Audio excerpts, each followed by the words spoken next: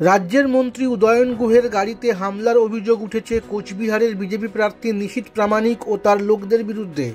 তার প্রেক্ষিতে অমিত শাহের কেন্দ্রীয় স্বরাষ্ট্র মন্ত্রকের প্রতিমন্ত্রী নিশীথকে গ্রেফতারের দাবি জানালো তৃণমূল। পাশাপাশি শাসক দলের হুঁশিয়ারি, কেন্দ্রীয় মন্ত্রীর বিরুদ্ধে তারা নির্বাচন কমিশনেও অভিযোগ জানাবে। রবিবার রাতে একথা জানিয়েছেন তৃণমূল মুখপাত্র পার্থপ্রতিম রায়। রবিবার রাতে দিনহাটা থেকে কোচবিহার যাওয়ার পথে ঘুঘুমারি মোড়ে উত্তরবঙ্গ উন্নয়ন মন্ত্রী উদয়নের গাড়িতে হামলার অভিযোগ ওঠে। মন্ত্রীর গাড়ির কাঁচও ভেঙে গিয়েছে। এই ঘটনার প্রতিবাদে তৃণমূল কর্মীরা অবস্থান বিক্ষোভ শুরু করেছেন। মন্ত্রীর অভিযোগ, তিনি যেখানেই যাচ্ছেন সেখানেই বিজেপি আশ্রিত দুষ্কৃতীরা হামলা চালাচ্ছেন।